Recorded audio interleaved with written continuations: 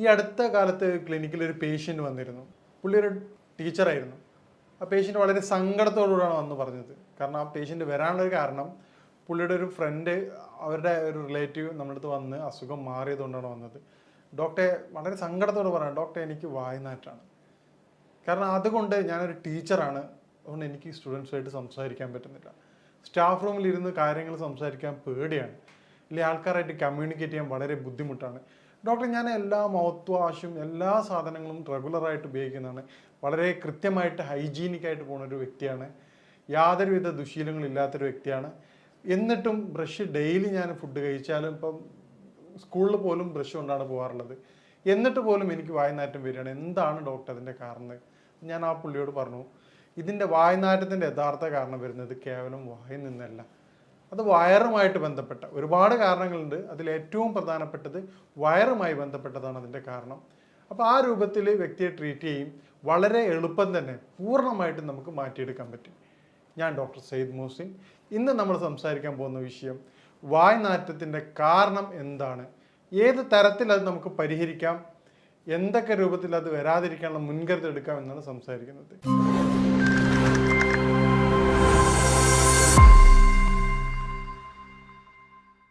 വായ്നാറ്റത്തിൻ്റെ ഏറ്റവും പ്രധാനപ്പെട്ട കാരണം കൃത്യമായ രൂപത്തിലുള്ള ദഹനക്കുറവാണ്.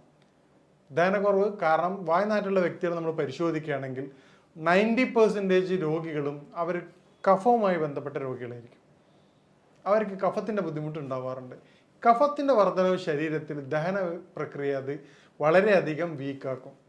ഈ രൂപത്തിൽ വീക്കാകുന്നതോടുകൂടി കൃത്യമായ ദഹനമില്ലായ്മയും പിന്നീട് ആ കഫം അവിടെ കിടക്കുന്നുണ്ടാകുന്ന സ്മെല്ലാണ് യഥാർത്ഥത്തിൽ വായ്നാറ്റായിട്ട് പുറത്തു വരുന്നത്. ഇത് നമ്മൾ കേവലം മൗത്ത് വാഷ് ഉപയോഗിക്കുമ്പോൾ ഏറ്റവും പ്രധാനപ്പെട്ട പ്രശ്നം എന്താണ്, മൗത്ത് വാഷിൻ്റെ നോർമലി മൗത്ത് വാഷിൻ്റെ ഏറ്റവും പ്രധാനപ്പെട്ട ഒരു കണ്ടൻറ്റ് ആൽക്കഹോളാണ്. ഈ ആൽക്കഹോൾ ഉപയോഗിക്കുന്നതുകൊണ്ട് ഈ കണ്ടന്റ് ബേസ് സാധനം നമ്മുടെ നോർമൽ ബാക്ടീരിയയുടെ ബുദ്ധിമുട്ടും മൗത്ത് ഡ്രൈ ആക്കുകയും ചെയ്യും. ഇത് വായ്നാറ്റത്തിനെ വളരെയധികം ത്വരിതപ്പെടുത്തുകയാണ് വേറെ തരത്തിൽ ചെയ്യുക.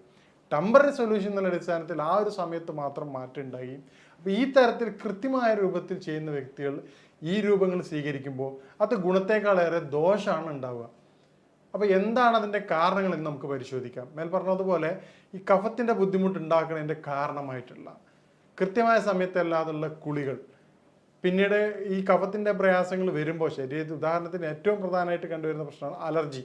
ഈ ബുദ്ധിമുട്ടുള്ള ആൾക്കാർക്ക് ഒരു 70 to 80% പേഷ്യൻസ് പറഞ്ഞാൽ ഡോക്ടർ എനിക്ക് തുമ്മലിൻ്റെ ബുദ്ധിമുട്ടുണ്ട്, അല്ലെങ്കിൽ എനിക്ക് മൂക്കൊലിപ്പിൻ്റെ പ്രയാസമുണ്ട്, തലവേദനയുണ്ട്, അസിഡിറ്റി പോലെ തന്നെ എനിക്ക് ഏറ്റവും പ്രധാനപ്പെട്ട ബുദ്ധിമുട്ടാണ് ഡോക്ടറെ വളരെയധികം കഫത്തിൻ്റെ, കാരണം തല കുനിക്കണ സമയത്ത് തലക്കനം വരികയാണ്. അപ്പോൾ കഫത്തിൻ്റെ ബുദ്ധിമുട്ട് എന്തൊക്കെയാണ് ശരീരത്തിൽ കാണിക്കുന്നത് ആ എല്ലാവിധ ലക്ഷണങ്ങളും ആ വ്യക്തി പറയുകയാണ്.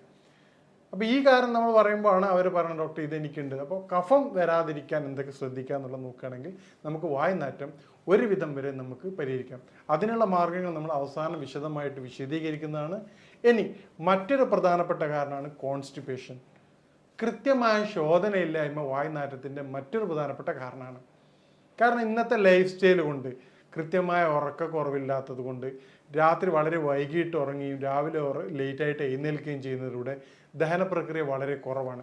ഇതേ രൂപത്തിൽ തന്നെയാണ് ഹൈ കലോറി ഫുഡ്. നമ്മൾ കഴിക്കണ ഭക്ഷണം, ഉദാഹരണത്തിന് നമുക്ക് ആവശ്യത്തിലധികമുള്ള കലോറി ഫുഡാണ് ഇന്ന് കഴിക്കുന്നത്. ജങ്ക് ഫുഡായിട്ടായാലും മറ്റെല്ലാ രൂപത്തിലേക്ക് കഴിഞ്ഞാൽ, ഇപ്പം ജങ്ക് ഫുഡ് മാത്രമല്ല, നമ്മൾ പൊതുവേ ഡോക്ടേഴ്സ് കുറ്റപ്പെടുന്ന കാര്യമാണ് ജങ്ക് ഫുഡ്. ജങ്ക് ഫുഡ് കുറ്റപ്പെടുത്തേണ്ട വേണം, യാതൊരു സംശയമില്ല. പക്ഷേ നമ്മൾ അറിയാതെ സൈഡിലൂടെ സംഭവിക്കുന്ന വേറൊരു കാര്യമുണ്ട്, അത് എണ്ണ പലഹാരങ്ങളാണ്. നമ്മൾ കഴിക്കുന്ന ഒരു സമൂസയൊക്കെ കഴിച്ചാൽ നോർമലി അതിൻ്റെ കലോറിക് വാല്യൂ എന്ന് പറഞ്ഞു കഴിഞ്ഞാൽ ഒരു 3 to 4 കിലോമീറ്റർ സഞ്ചരിക്കാനുള്ള എനർജി ഒരു സമൂസയിലൂടെ കിട്ടുന്നുണ്ട്.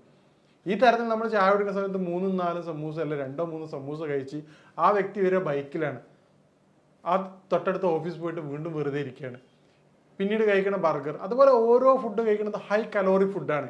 ഇത് നമ്മുടെ ബാലൻസിങ് ഇൻ ആൻഡ് ഔട്ടിൻ്റെ റേഷ്യോ യാതൊരുവിധ പൊരുത്തപ്പെടാത്ത രൂപത്തിലേക്ക് മാറുകയാണ്. ഇത് നമ്മുടെ ഫുഡ് സ്റ്റൈൽ മാറുന്നതോടുകൂടി കൃത്യമായ ഫിസിക്കൽ മൂവ്മെൻറ്റ്സ് ഇല്ലാത്ത അവസ്ഥ, നേരത്തെ പറഞ്ഞ പോലെ സഡൻഡറി ലൈഫ് സ്റ്റൈലിൻ്റെ കാരണമായിക്കൊണ്ട് വൈകി ഉറങ്ങി എഴുന്നേൽക്കുന്ന വ്യക്തി രാവിലെ കുളിച്ച് എഴുന്നേറ്റ് ഉടനെ ബൈക്കോ കാറോ എടുത്തിട്ട് ഓഫീസിലേക്ക് പോവാണ്. പിന്നീട് ഇതേപോലെയാണ് വൈകിട്ട് വരുന്നത്. കൃത്യമായ വ്യായാമത്തിന് സമയം അവർ കിട്ടാറില്ല. പിന്നെ ഓഫീസ് ഡോർ ടു ഡോറാണ്. ഫിസിക്കൽ മൂവ്മെൻറ്റ്സ് വളരെ കുറവാണ്. ഉദാഹരണത്തിന് പണ്ടൊക്കെ ട്രെയിനിൽ പോകുന്ന വ്യക്തികളാണെങ്കിൽ കുഴപ്പമില്ല, സ്റ്റേഷൻ നടക്കുന്ന ബുദ്ധിമുട്ടുണ്ടായിരുന്നു. നടക്കാനുള്ളൊരു ടൈം പോലും നമുക്ക് ഫിസിക്കൽ ആക്ടിവിറ്റീസ് കിട്ടാറുണ്ട്. ഇന്ന് സ്റ്റേഷനിലായാലും എല്ലാം നമുക്ക് ബൈക്ക് അല്ലെങ്കിൽ ഡോർ ടു ഡോറാണ്, കാറോ ബൈക്കോ കാര്യങ്ങളാണ് 90% പീപ്പിൾസ് ഉപയോഗിക്കുന്നത്. ഇത്തരത്തിൽ ഫിസിക്കൽ മൂവ്മെൻറ്റ്സ് കുറയുമ്പോൾ ശരീരത്തിൽ കോൺസ്റ്റിപ്പേഷൻ വന്ന് കണ്ടുവരാറുണ്ട്.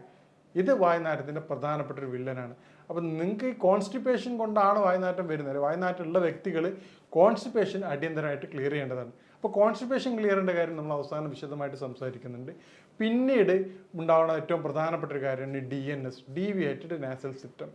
മൂക്ക് വളഞ്ഞിട്ടുള്ള പേഷ്യൻസിന് വായുനാറ്റം കണ്ടുവരാറുണ്ട്. തുടർച്ചയായിട്ടുള്ള സൈനസൈറ്റിസ്, നേരത്തെ പറഞ്ഞ കഫത്തിൻ്റെ ബുദ്ധിമുട്ടുണ്ടാവുന്ന സൈനസൈറ്റിസ് ഉള്ള ബുദ്ധിമുട്ടുള്ള സൈനസ് ഇൻഫ്ലമേഷൻ ഉള്ള പേഷ്യൻസിന് ഈ പറഞ്ഞ വായുനാറ്റം വളരെ കോമൺ ആയിട്ട് കണ്ടുവരാറുണ്ട്. ഈ പറയുന്ന കാരണങ്ങളുള്ള വ്യക്തികൾ അതാത് കാരണങ്ങൾ ക്ലിയർ ചെയ്യാത്തിടത്തോളം കാലം നിങ്ങളെ ഈ അസുഖം നമുക്ക് പൂർണ്ണമായിട്ടും മാറ്റിയെടുക്കാൻ പറ്റാറില്ല. അതുകൊണ്ടാണ് പറഞ്ഞത്, ആ വന്ന പേഷ്യൻസിൻ്റെ തൊട്ട് മുമ്പ് അവർ റെഫർ ചെയ്ത പേഷ്യൻസിൻ്റെ അസുഖം വയറിൻ്റെ ബുദ്ധിമുട്ടായിരുന്നു. പക്ഷേ ഈ പറഞ്ഞ ടീച്ചറുടെ ബുദ്ധിമുട്ട് എന്താണെന്ന് കഫത്തിൻ്റെ ബുദ്ധിമുട്ടായിരുന്നു. അതുകൊണ്ടാണ് ഓരോ വ്യക്തികൾക്കും വ്യത്യസ്ത തരത്തിലാണ് അതിൻ്റെ രോഗകാരണം ഉണ്ടാകുന്നത്. ഈ രോഗകാരണങ്ങൾ മനസ്സിലാക്കാതെ നമ്മൾ ട്രീറ്റ് ചെയ്യുകയാണെങ്കിൽ അത് പൂർണ്ണ അർത്ഥത്തിലുള്ള ട്രീറ്റ്മെൻറ്റ് ആകില്ല. പിന്നീട് വരുന്ന കാര്യമാണ് സ്മോക്കിംഗ്. സ്മോക്കിങ് വായുനാറ്റത്തിൻ്റെ ഒരു പ്രധാനപ്പെട്ട ഘടകമാണ്. കാരണം അത് കൃത്യമായിട്ടുള്ള ഗ്യാസ്ട്രിക് പ്രോബ്ലം ക്രിയേറ്റ് ചെയ്യും. അത് പിന്നീട് ഇൻഡൈജഷനിലേക്ക് മാറുകയും ചെയ്യാറുണ്ട്. പിന്നീട് വരുന്നൊരു കാരണമാണ് സ്നീസിങ്, അലർജി, തുമ്മൽ. തുമ്മൽ നേരത്തെ പറഞ്ഞ പോലെ എന്തുകൊണ്ടാണെന്ന് വായുനാറ്റത്തെ കാരണം എന്ന് പറഞ്ഞാൽ തുമ്മലുള്ള വ്യക്തികൾക്ക് കഫം വർദ്ധിക്കുകയും പിന്നീട് അത് ബോഡിയിൽ ദഹന സംവിധാനം കുറയ്ക്കുകയാണ് ചെയ്യാറുള്ളത്. നേരത്തെ പറഞ്ഞാൽ പിന്നീടുള്ള കുറേ കാര്യങ്ങളാണ് നമ്മുടെ സഡൻഡറി ലൈഫ് സ്റ്റൈൽ മാറ്റുകയാണെങ്കിൽ നമുക്ക് വായുനാറ്റം ഒരു പരിധി വരെ തടയാവുന്നതാണ്. സഡൻഡറി ലൈഫ് സ്റ്റൈൽ ഏറ്റവും പ്രധാനമാണ്. ഫുഡും കൂടെ അതിൻ്റെ ഭാഗമാണ്. കാരണം നമ്മൾ ഹെവി ഫുഡ് കഴിക്കുകയും രാത്രി കാലങ്ങളിൽ നമുക്ക് ഈ പറഞ്ഞതുപോലെ സലാഡ് ഐറ്റംസ് കഴിച്ചിട്ടില്ലെങ്കിൽ അത് പിന്നീട് കോൺസ്റ്റിപ്പേഷൻ കാര്യങ്ങളും മാറാറുണ്ട്. അതും വായുനാറ്റത്തിൻ്റെ പ്രധാനപ്പെട്ട ഒരു കാരണമാണ്. ഇനി വായുനാറ്റം എന്താണെന്നും എന്താണ് അതിൻ്റെ പ്രതിവിധികളെന്നും നമുക്ക് പരിശോധിക്കാം. ഈ കോൺസ്റ്റിപ്പേഷൻ പോലെ തന്നെ കഴിഞ്ഞിട്ടുള്ള പിന്നീടുള്ള പ്രധാനപ്പെട്ട ഒരു അസുഖമാണ്, അത് പൊതുവെ സ്ത്രീകളിലാണ് കണ്ടുവരാറുള്ളത്, വെള്ളപ്പൊക്ക്, വൈറ്റ് ഡിസ്ചാർജ്. ഈ വൈറ്റ് ഡിസ്ചാർജ് ഉള്ള വ്യക്തികൾക്ക് പ്രധാനമായിട്ടും ശരീരത്തിന് ചൂട് കൂടുതലായിട്ട് അനുഭവപ്പെടാറുണ്ട്. ഈ ചൂട് അനുഭവപ്പെടുമ്പോൾ അത് ശരീരത്തിൻ്റെ ദഹന പ്രക്രിയ വളരെയധികം വീക്കാക്കാറുണ്ട്. ഇതാണ് ഇൻഡൈജഷനായിട്ട് മാറുകയും പിന്നീട് വായുനാറ്റം. ചില പേഷ്യൻസ് പറയാറുണ്ട്, ഡോക്ടറെ സങ്കടത്തോടുകൂടെ പറയാം, ഡോക്ടറെ എൻ്റെ മകളും പിന്നെ ഭർത്താവൊന്നും എന്നോട് ഈ പ്രശ്നം പറഞ്ഞിട്ടുണ്ടായിരുന്നില്ല, എൻ്റെ കൂടെ ജോലി ചെയ്യുന്നവരാണ് ഈ പ്രയാസം പറഞ്ഞത്. അപ്പോൾ എനിക്ക് പറയാനുള്ളത്, നിങ്ങളുടെ വീട്ടിലുള്ള ആൾക്കാർ പറഞ്ഞ് സപ്പോർട്ട് ചെയ്യേണ്ടതാണ്. കാരണം പുറത്തുനിന്നുള്ളൊരു വ്യക്തിയെ പറഞ്ഞ് അറിയിക്കുമ്പോൾ അവർക്ക് വളരെയധികം പ്രയാസം ഉണ്ടാവാറുണ്ട്. മേൽപ്പറഞ്ഞ കാരണങ്ങൾ നമ്മൾ പരിശോധിക്കുകയാണെങ്കിൽ നമുക്ക് വായുനാറ്റം എന്നുള്ള കാര്യം നമുക്ക് പൂർണ്ണമായിട്ടും മാറ്റിയെടുക്കാവുന്നതാണ്. ഇനി എങ്ങനെ നമുക്ക് വായുനാറ്റങ്ങൾ നേരിടാം എന്നുള്ളതാണ്. വായുനാറ്റത്തിൻ്റെ ഏറ്റവും പ്രതിവിധിയായിട്ട് പറഞ്ഞത് കാരണങ്ങൾ അറിഞ്ഞു. ഉദാഹരണത്തിന് ഇപ്പം വ്യത്യസ്തമായ രൂപത്തിലാണ് അതിൻ്റെ എഫക്റ്റ് ചെയ്യണത്. നേരത്തെ പറഞ്ഞ ഏറ്റവും പ്രധാനമായിട്ട് കാരണം കഫത്തിൻ്റെ ബുദ്ധിമുട്ടാണ്. ശരീരത്തിൽ കഫത്തിൻ്റെ പ്രയാസമുള്ള വ്യക്തികൾ, ഓരോ വ്യക്തികൾക്കും നേരത്തെ പറഞ്ഞ കാരണം കൃത്യമായിട്ട് നിങ്ങൾ ഐഡൻറ്റിഫൈ ചെയ്യേണ്ടതാണ്. എന്നാൽ മാത്രമേ ഇത് നമുക്ക് പൂർണ്ണമായിട്ട് പരിഹാരം ലഭിക്കുകയുള്ളൂ. അപ്പോൾ കഫത്തിൻ്റെ ബുദ്ധിമുട്ടുള്ള പേഷ്യൻ്റ് ആണെങ്കിൽ അവർ കൃത്യമായിട്ട് ചെയ്യേണ്ടത് രാവിലെ വെറും വയറ്റിൽ 1/2 ടീസ്പൂൺ തേനിനകത്ത് ഒരു 1 ഗ്രാം ചുക്ക് നിർബന്ധമായിട്ട് കഴിക്കേണ്ടതാണ്. അതുപോലെ തന്നെ പിന്നെ നമ്മുടെ കുളിയുടെ സമയം കൃത്യമായിട്ട് പരിശോധിക്കേണ്ടതാണ്. 11 മണിക്ക് ശേഷം തല കുളിക്കാതിരിക്കാൻ പ്രത്യേകം ശ്രദ്ധിക്കണം. ഈ 2 കാര്യങ്ങൾ ചെയ്യുന്നതിലൂടെ കഫത്തിൻ്റെ ബുദ്ധിമുട്ടുള്ള വ്യക്തികളുടെ പ്രയാസങ്ങൾ നമുക്ക് ഒരു പരിധി വരെ തടയാൻ സഹായിക്കാറുണ്ട്. ഇതുപോലെ തന്നെ അവർ ഉപയോഗിക്കുന്ന വെളിച്ചെണ്ണ, ഏത് ഹെയർ ഓയിൽ ഉപയോഗിക്കുകയാണെങ്കിലും അതിൽ 1-2 വെളിച്ചെണ്ണയിൽ 1-2 കുരുമുളക് കൂടി ഇട്ടതിന് ശേഷം ഉപയോഗിക്കുകയാണെങ്കിൽ അത് കഫത്തിൻ്റെ ഇറക്കം വളരെ ഫലപ്രദമായിട്ട് തടയാൻ സഹായിക്കുന്നതായിട്ട് കണ്ടുവരാറുണ്ട്. പിന്നീട് നമ്മൾ കോൺസ്റ്റിപ്പേഷനുള്ള പേഷ്യൻസിനാണെങ്കിൽ രാത്രി നിർബന്ധമായിട്ടും നിങ്ങൾ സലാഡ് ഉപയോഗിക്കേണ്ടതാണ്. അതുപോലെ തന്നെ നിങ്ങൾ സലാഡിൻ്റെ ഒപ്പം തന്നെ കക്കരി, പപ്പായ എന്നീ ഫ്രൂട്ട്സുകൾ ഉപയോഗിക്കുക. ഒരു വ്യക്തിക്ക് എന്ത് ഭക്ഷണം കഴിച്ചാലാണോ ദഹനത്തിന് സഹായിക്കുന്നത് ആ ഭക്ഷണ സാധനങ്ങൾ നിർബന്ധമായി ഉൾപ്പെടുത്തേണ്ടതാണ്. എല്ലാ വ്യക്തികളും നിർബന്ധമായിട്ടും 1/2 മണിക്കൂറെങ്കിലും ഫിസിക്കൽ മൂവ്മെൻറ്റ്സ് നിർബന്ധമായിട്ട് ചെയ്യേണ്ടതാണ്. കാരണം ഫിസിക്കൽ മൂവ്മെൻറ്റ് ശരീരത്തിൻ്റെ വളരെയധികം അത്യാവശ്യമായിട്ടുള്ള ഘടകമാണ്. ഇന്നത്തെ എല്ലാ ലൈഫ് സ്റ്റൈൽ ഡിസോർഡേഴ്സിൻ്റെയും അടിസ്ഥാന കാരണം ഫിസിക്കൽ മൂവ്മെൻറ്റ്സിൻ്റെ കുറവാണ്. പിന്നീട് നമുക്ക് ചെയ്യാൻ പറ്റുന്ന കാര്യമാണ് നേരത്തെ പറഞ്ഞ പോലെ വൈറ്റ് ഡിസ്ചാർജ് ഉള്ള സ്ത്രീകളിൽ, വയറിന് ബുദ്ധിമുട്ടുള്ള സ്ത്രീകളിൽ നമുക്ക് ചെയ്യാൻ പറ്റുന്ന കാര്യമാണ് തേൻ നെല്ലിക്ക. വയറിൽ ചൂട് കുറച്ച് തണുപ്പാക്കി മരുന്ന്, തൈര് ധാരാളം ഉപയോഗിക്കാവുന്നതാണ്. അതുപോലെ തന്നെ ജീരകത്തിൻ്റെ വെള്ളം, ഉച്ചയ്ക്ക് ഭക്ഷണം കൊണ്ടുപോകുന്നൊപ്പം തന്നെ ജീരകത്തിൻ്റെ വെള്ളം കൊണ്ടുപോവുകയാണെങ്കിൽ അത് ഡൈജഷൻ വളരെ സുഗമമാക്കി അത് വായുനാറ്റത്തെ കുറച്ച് കണ്ടുവരാറുണ്ട്. ഇതുപോലെ നമുക്ക് സിമ്പിളായിട്ട് നാച്ചുറൽ മൗത്ത് വാഷായിട്ട് ഉപയോഗിക്കാൻ പറ്റുന്ന സാധനമാണ്. പിന്നെ ഇലാച്ചി, ഏലക്കായ 1-2 എടുത്തിട്ട് പ്രത്യേകം ശ്രദ്ധിക്കുക, പെപ്റ്റിസൈഡ് ഉപയോഗിച്ചതാണ് മാർക്കറ്റിൽ അവൈലബിൾ. അതുകൊണ്ട് അതിൻ്റെ പുറം ഭാഗം ഒഴിവാക്കിക്കൊണ്ട് കുരുക്കൾ മാത്രം ചവച്ചെടുക്കുന്നത് വളരെയധികം ഫലപ്രദമായിട്ട് കണ്ടുവരാറുണ്ട്. പണ്ട് കാലങ്ങളിൽ ആൾക്കാർ ഇരട്ടി മധുരം, ഒരു ചെറിയൊരു കഷ്ണം ഇരട്ടി മധുരം എടുത്തിട്ട് ഒരു ചെറിയൊരു പീസ് എടുത്ത് ഇടയ്ക്ക് വായിൽ വെച്ച് ചവക്കുന്നത് കഫത്തിൻ്റെ ബുദ്ധിമുട്ട് കുറയ്ക്കാൻ വളരെയധികം സഹായിക്കാറുണ്ട്.